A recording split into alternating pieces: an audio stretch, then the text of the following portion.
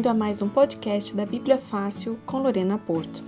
Nesse podcast nós vamos falar sobre a caverna de Macpela. Com a morte de Sara, Abraão se vê numa situação tanto quanto urgente. Ele precisa de um local para enterrar sua esposa. A solução encontrada foi a compra da caverna de Macpela. Era um costume entre os nômades semitas, do início ali do segundo milênio, final do terceiro, início do segundo, eles sepultavam seus mortos em cavernas familiares. Como é que era feito? O corpo era colocado numa prateleira até se decompor. Junto com esse corpo era acompanhado vasos cerâmicos, comidas, joias sem valor, armas, ferramentas, etc. Então, seu corpo era retirado e seus ossos colocados numa caixa, e assim deixava-se a câmara livre para um novo sepultamento. Todo esse processo de esperar o corpo se decompor, ele durava cerca de 1 ano, e ele foi usado por muitos e muitos séculos. Na verdade, até a época de Jesus ainda era usado.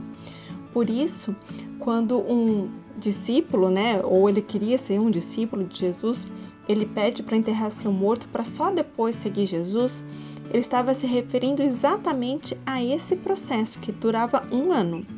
Mas Jesus ele deu uma revidada assim, sem pensar, Segue-me e deixe os mortos sepultar os seus próprios mortos. Jesus ele não estava pedindo para não se enterrar o morto, não era isso. Mas ele estava pedindo para abandonar esse processo, que não levava absolutamente nada, não precisava esperar 1 ano para fazer um outro tipo de sepultamento. A etimologia do nome hebraico, caverna de Macpela, ela é bastante incerta. A palavra Macpela, ela significa dobrado, multiplicado ou duplo. Então, a tradução literal seria alguma coisa como a caverna dupla. O nome ele pode aludir à distribuição interna da caverna, as suas câmeras internas naturais, que podia constituir de 2 ou mais câmeras conectadas. Essa é uma das hipóteses discutidas lá no Talmud babilônico do século 6 depois de Cristo.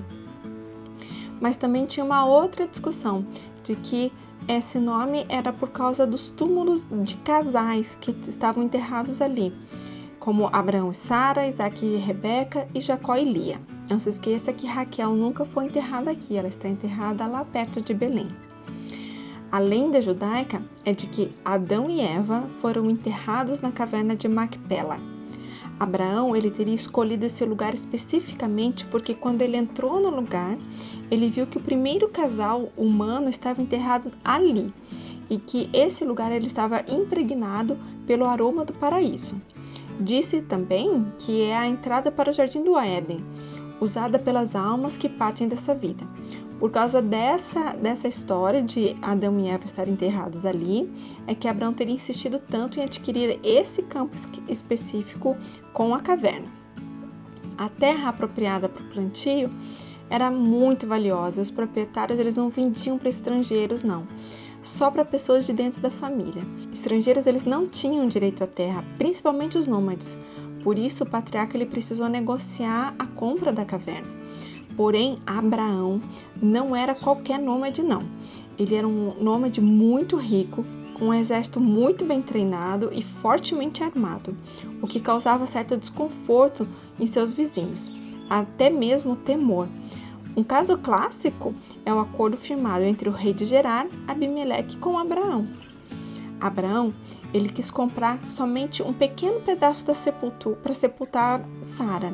Ele queria comprar só a caverna, porque comprar o campo inteiro, ele traria responsabilidades financeiras e sociais. As leis hititas estipulavam que se o dono do campo vendesse só um pequeno pedaço, ele ainda deveria pagar todos os impostos e arcar com todas as responsabilidades. Mas se vendesse o campo inteirinho, a responsabilidade financeira passaria para um novo dono. Por isso, Efron insistiu tanto em vender todinha a propriedade para Abraão, não só um pedacinho. Além disso, ele deve ter aceitado vender porque vinha em Abraão uma autoridade social, já que o chamou de príncipe. Lá no capítulo 23, verso 6 de Gênesis, retrata que Abraão ele é como um chefe, assim como em outras ocasiões. Aqui o texto é consideravelmente mais explícito sobre esse assunto especificamente. Nesse verso, os hititas de quem Abraão compra o terreno dizem que você é um poderoso príncipe entre nós. Essa palavra príncipe, ela designa um homem que foi elevado pela Assembleia ou na Assembleia, portanto, um homem eleito. Aqui era um título de honra para Abraão. Abraão e Sara, eles são claramente descritos como fundadores de uma linhagem real. E o nível das pessoas que eles circulavam, eles se moviam num círculo aristocrático. Socialmente, eles lidavam com um faraó, com o rei de Gerar. Além disso, o papel de Abraão ele é como um rei, funcionando como um comandante em chefe de uma coalizão contra outra coalizão de reis, que aconteceu lá em Gênesis 14. Esse retrato de Abraão em Gênesis de um chefe é tão evidente que no antigo historiador Nicolau de Damasco chegou ao ponto de se referir a ele como o rei de Damasco.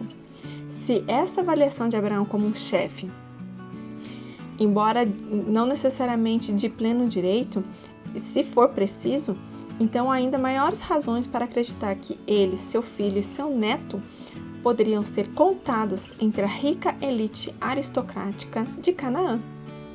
Abraão, ele negocia esse campo com um desses chefes de Hebrom. Sabemos que era um homem muito importante porque ele estava à porta da cidade, onde todos os acordos comerciais e civis eram realizados. Efron, ele pede o valor exorbitante de 400 ciclos de prata.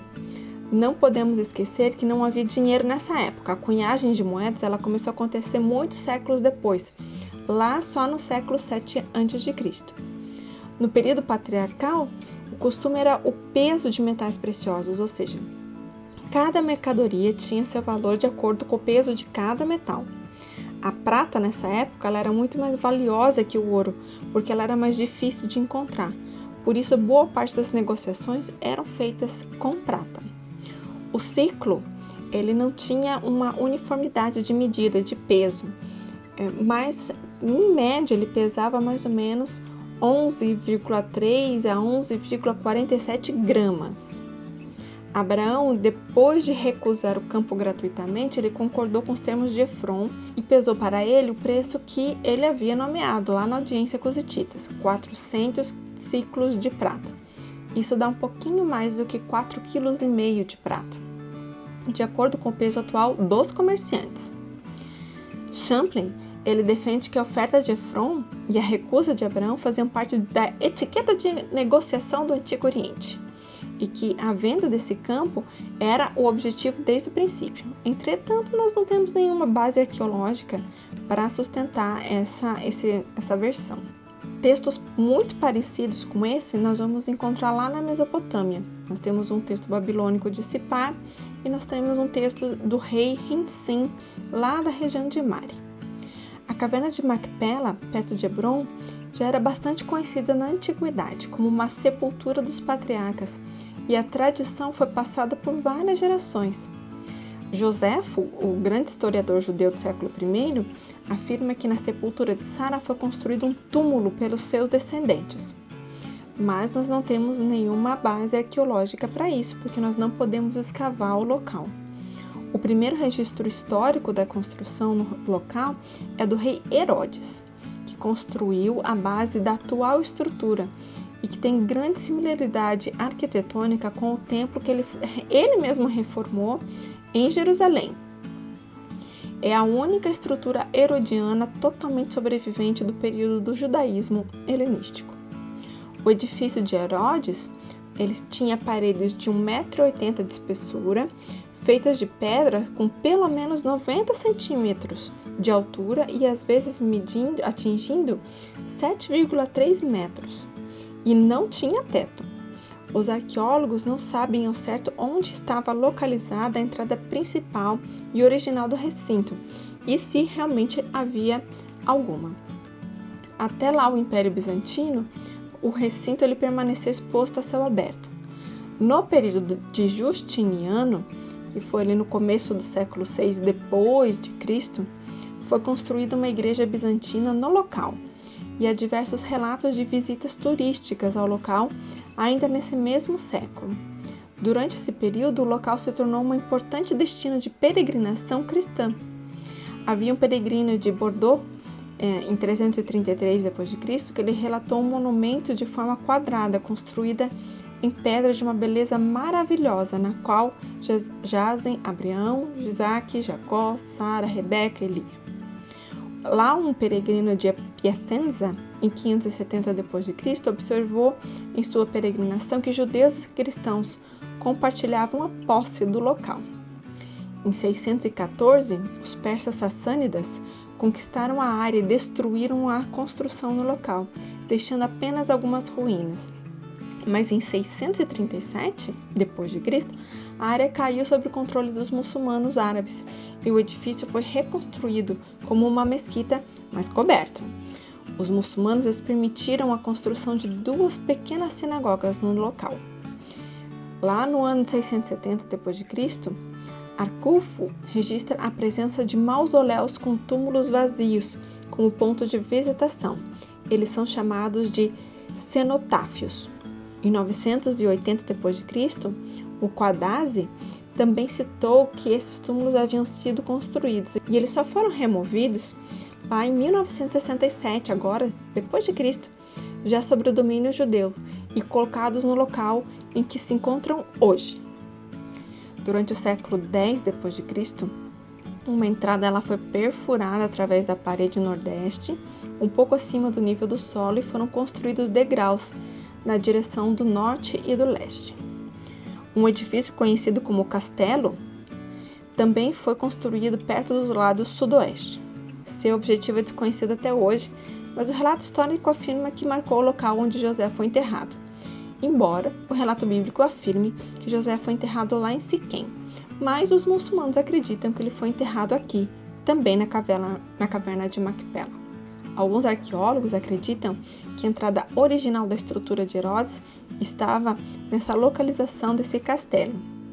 De acordo com Nazi e Corso, o califa Adi, em 1047 d.C., foi quem construiu essa entrada atual. Em mais ou menos 1100 d.C., as cruzadas cristãs que partiram da Europa tomaram o controle de Hebrom e do túmulo dos patriarcas. O recinto ele voltou a ser uma igreja e os muçulmanos não tiveram mais nenhuma permissão para entrar. Durante esse período todo, a área recebeu um novo telhado de 2 águas, janelas de clerestory e abóbadas. Quando os cruzados assumiram o controle do local, os judeus foram totalmente proibidos de usar as suas sinagogas. No ano de 1113 d.C., durante o reinado de Balduíno II de Jerusalém, de acordo com Ali de Herat, que ele escreveu 60 anos depois do acontecido, afirmou que parte da caverna, do solo da caverna, ele cedeu e vários francos caíram nela. E eles descobriram corpos, eles acharam que eram os corpos de Abraão, Isaac e Jacó. Ali as suas mortalhas caindo aos pedaços contra uma parede. E então o rei ele decidiu fornecer novas mortalhas e fez com que o local fosse fechado novamente. Informações semelhantes são fornecidas nas crônicas de Ibn al-Athir, no ano de 1119. Nesse ano, foi aberto o túmulo de Abraão e os de seus 2 filhos, Isaac e Jacó. Ali muitas pessoas teriam visto os patriarcas, os membros, e ficaram perturbados. O nobre historiador de Damasco, Ibn al-Kalanizi, em sua crônica também alude a esse momento, a descoberta dessas relíquias, que se supõe serem de Abraão, Isaac e Jacó. Uma descoberta que ela despertou muita curiosidade em toda a comunidade, tanto muçulmana, judaica e cristã, ali em toda a região no sul do Levante. Vários visitantes ilustres eles passaram por esse sepulcro nesse período. Nós podemos citar Maimônides, que é um rabino judeu bastante conhecido, em 1166, e também Benjamim de Tudela, em 1170 d.C. Porém, em 1188 d.C., Saladino ele retoma o controle da área das mãos dos cruzados, os expulsando da cidade de Hebrom, mas permitindo que os cristãos continuassem adorando lá. Saladino ele também adicionou um miranete a cada esquina, 2 dos quais ainda sobrevivem, e um minbar, que é um tipo de púlpito elevado. Samuel ben Samson, ele visitou a caverna em 1210 d.C. e afirma que era necessário que o visitante descer 24 degraus em uma passagem tão estreita que a rocha ela toca a sua mão. Sob o comando dos mamelucos, entre 1318 e 1320, o governador de Gaza, ele fez uma série de construções ali no local, incluindo escadarias e uma mesquita, entre outras entradas. E nesse mesmo século XIV d.C., os muçulmanos eles selaram as entradas dos túmulos completamente. O que nós temos hoje ali é só aqueles sepulcros vazios. Infelizmente, o local foi abandonado por um período bastante considerável e somente sob o comando otomano é que os túmulos foram restaurados. Ali Bey, um dos poucos estrangeiros a obter acesso, relatou ali em 1807 que todos os sepulcros dos patriarcas estão cobertos com ricos tapetes de seda verde, lindamente bordados a ouro, e as esposas elas são vermelhas, bordadas da mesma maneira. Os sultões lá de Constantinopla fornecem esses tapetes que são renovados de tempos em tempos. Esse mesmo homem ele relata que ele encontrou 9 tapetes, um sobre o outro, no sepulcro de Abraão. Em 1917 d.C., agora já no século XX, um oficial britânico ele teria conseguido visitar os sepulcros através de uma abertura oculta lá desde os tempos das cruzadas. Com a queda do Império Otomano, a região ela passou para o controle britânico. Depois que a Jordânia ocupou a Cisjordânia, em 1948 d.C., nenhum judeu foi permitido no território e, consequentemente, nenhum judeu pôde visitar a tumba. Aí, já na década de 60, a Jordânia ela renovou a área ao redor da mesquita, do túmulo, destruindo vários edifícios históricos no processo. Entre eles, as ruínas da Fortaleza dos Cruzados, ali nas proximidades, que ela tinha sido construída em 1168. Após a ocupação israelense da Cisjordânia, na Guerra dos 6 Dias, Hebrom ela voltou para o controle dos judeus pela primeira vez em 2000 anos, e a restrição de 700 anos que limitava os judeus foi retirada. Somente no século XX foi que o primeiro judeu teve acesso às cavernas mais abaixo. A primeira a entrar, em outubro de 68, foi Michal Arbel, filha de 13 anos de idade de Yedua Arbel, chefe das operações do Shin Bet, na Cisjordânia, porque ela era magrinha o suficiente para ser abaixada para os estreitos 28 centímetros da passagem. Para obter acesso ao local da tumba, a menina se esgueirou por essa passagem e ela tirou algumas fotografias. Desde então, a caverna de Macpela tem sido palco de muitas disputas e muitas vezes elas são sangrentas. Em outubro de 68, uma granada de mão foi lançada pela escadaria por um muçulmano, em que várias pessoas ficaram feridas. Em novembro do mesmo ano, outra explosão aconteceu. Em 76, um árabe destruiu pergaminhos da Torá próximo das tumbas. Em 1980, judeus foram feridos em um ataque. E em 81, um grupo de judeus, liderados por Noam Arnon, invadiram o local para tirarem fotos das tumbas. Na década de 90, as tensões elas aumentaram muito na região depois de acordos realizados pelo Estado de Israel. O massacre da Caverna dos Patriarcas, cometido por Baruch Goldstein, um colono israelense americano, em fevereiro de 94, deixou 29 muçulmanos palestinos mortos ou feridos. Os distúrbios resultantes resultaram em mais 35 mortes. As tensões elas só diminuíram com os acordos do Rio Wine, em que 81% do edifício seria de controle muçulmano. Em consequência, os judeus não têm permissão para visitar os cenotáfios de Isaac e Rebeca, que ficam inteiramente na seção muçulmana, exceto por 10 dias por ano, que tem um significado especial no judaísmo. O local ainda é controlado pelos muçulmanos, mas as tensões elas têm crescido novamente com o anúncio do governo israelense de fazer obras de restauração nos prédios históricos. O acesso a turistas é liberado.